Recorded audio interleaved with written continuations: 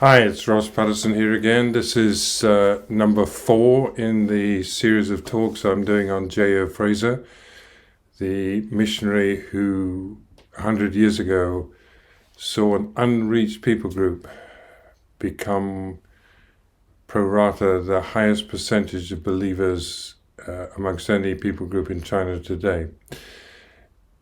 I talked in the last two about his call, about how God stepped into his life with the challenge of what answer we'd give to the Lord Jesus to his question to us, even in our generation, about so many not having heard the gospel. But now, in the next at least 2 sessions, each one 5 minutes, don't want to take too much of your time. In the next 2 sessions, I want to address a really critical question. You have Fraser, the student, the concert pianist. It was said he could play the classics from memory endlessly, etc. Called by God, goes to China, impacts a whole people group. Okay, now what happened in between? Did he just jump on an early 747 and fly to Shanghai and get a high-speed train across China to southwest China? No, he didn't. That's, as well as I do, that's not what it was in those days. The first thing he did was incredibly important. He began to learn the language, firstly, and secondly, he began to understand Chinese culture. And so my point is, a real key to his success was adapting to the Chinese culture and learning the Chinese language.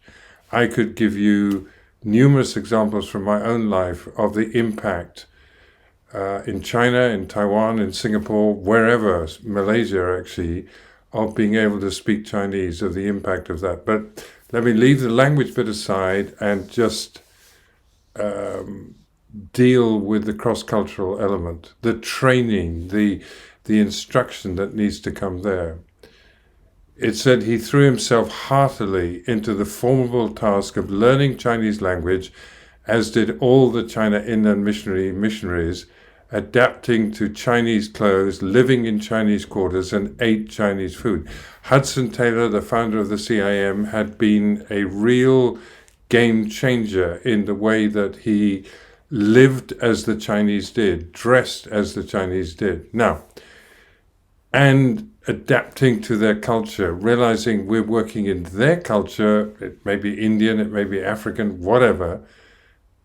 We don't take our culture with us. We take Jesus and his gospel with us. Now, what's the point here? In our generation, there are 2 huge differences. Fraser, called while in London University, joined the China Inland Mission, though he was turned down twice because of an ear problem, it is said.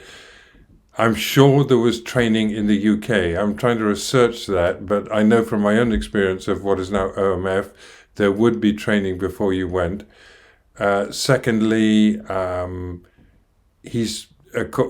Taylor's period on the boat was 158 days, I think. That's about 5 months. So you're for 5 months on a boat with others, quite possibly who'd been to China, who had China experience.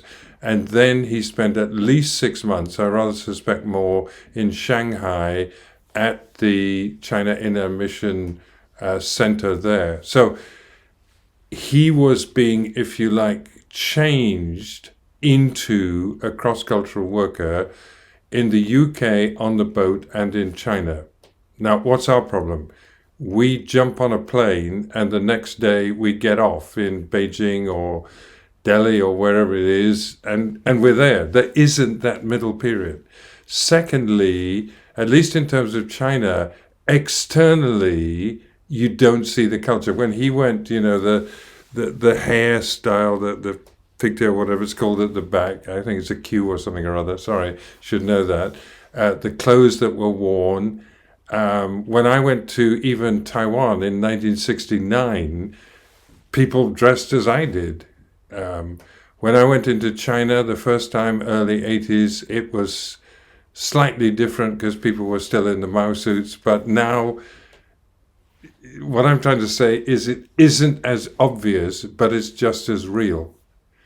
So let me finish it there. I just want to make the point. If we're going to be serious in cross-cultural work, we need to get training. Now, let me do a promo here. I'll give you the links at the end of this. There is the website that my wife and I are setting up, Field Partner, www.fieldpartner.org. And on that is my wife's teaching on this subject. I think it's some of the best there is, but you may call me prejudiced. But remember, she was born in Africa. She was about 13 before she ever went back. She was a missionary wife, that's mine, as well as a missionary child, only switching from African to Chinese culture, and a missionary mum and a missionary herself. So let me point you to some of her materials and suggest, if you're in any way sensing that God is calling you to be a missionary, you need to train cross-culturally. Come back to the language another time, but that'll do it for today. See you next time. Thanks.